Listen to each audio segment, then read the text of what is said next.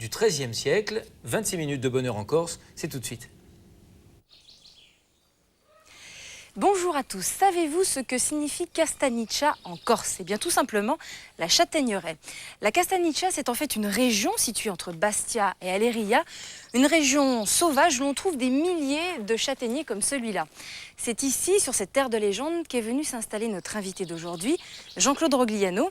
Alors Jean-Claude, il fait beaucoup de choses. Il est écrivain, conteur, réalisateur, chanteur. Et il a choisi comme héros de son premier roman un châtaignier, le Malconsiglio.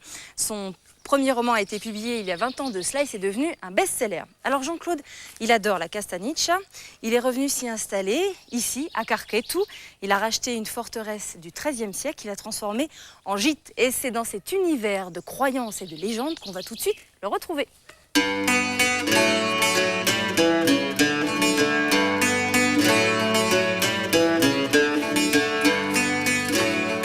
Ça y est, on est dans le domaine des Tours de Tévola, le domaine de Jean-Claude. On va déjà rappeler que vous êtes né ici, Jean-Claude. Enfin, vous êtes né à Bastia. Je ne suis pas né ici, mais c'est tout comme. Oui. Finalement, je suis complètement absorbé par cet endroit depuis très longtemps.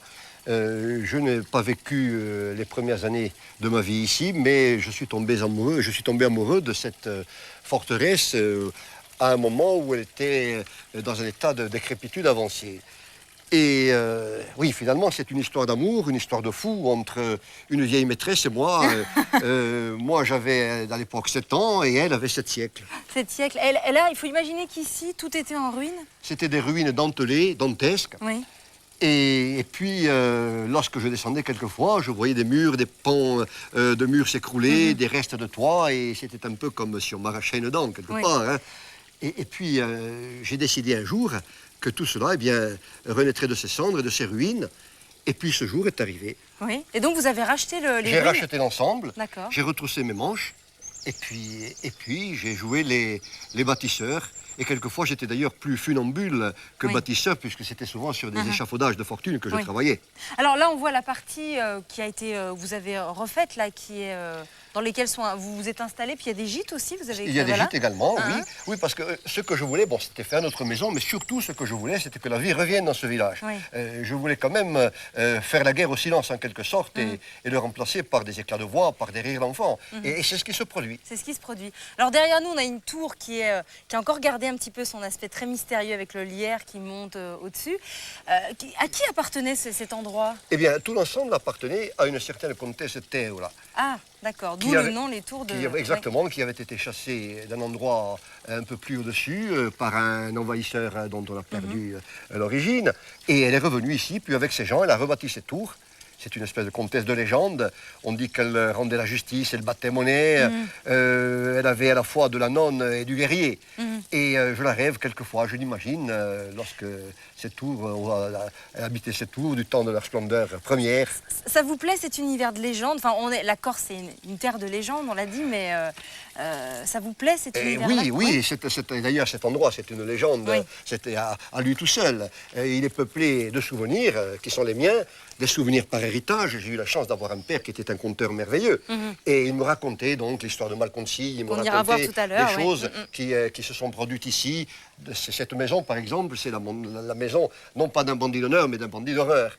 Les bandits d'honneur, souvent, ils ont été magnifiés. Il y avait aussi beaucoup de gens que l'on faisait passer pour des bandits d'honneur. Et lui a habité, il a squatté cette maison à un moment. Mais il y avait des choses peut-être plus heureuses qui se sont passées. Et qui apparaissent, qui font partie maintenant d'une autre histoire locale et de légende.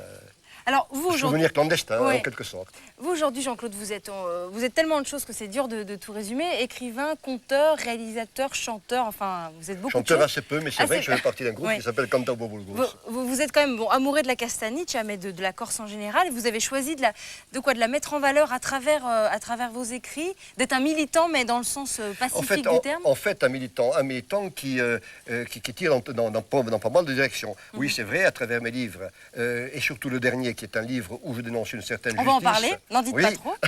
À travers donc Malcolm Sioux évidemment, mais là c'est la légende, à travers les films où j'ai essayé, lorsqu'on m'a donné la possibilité de montrer une Corse autrement que sous l'aspect d'une réserve de bouffons à touristes, autrement dit une Corse en quête d'identité, de dignité, de justice et de bien d'autres choses, avec le chant par exemple, qui a longtemps été une fonction qui accompagnait les choses de la vie. Et puis, bon, il y a les gîtes aussi. Bon, les gîtes, c'est une affaire blanche, mais c'est une façon aussi je suis un peu comme la menthe religieuse, j'attends mes victimes, et ceux qui arrivent, eh bien, ils repartent, nous faisons des veillées, nous leur apprenons une certaine Corse, et ils repartent en étant les ambassadeurs de cette Corse. Voilà, vous êtes une gentille menthe religieuse alors quand même. Vous Quelque laissez chose repartir comme ça. vos victimes. Généralement, oui. Quoique, quelquefois, nous kidnappons les enfants des parents qui restent et qui deviennent les amis de mes enfants alors, et qui donc, reviennent aussi. On n'est pas sûr sans de les parents. repartir. On n'est pas sûr de repartir. Bien, on va continuer la visite et on va aller à l'intérieur de la Eh bien oui, maison. quand vous voulez. Allez.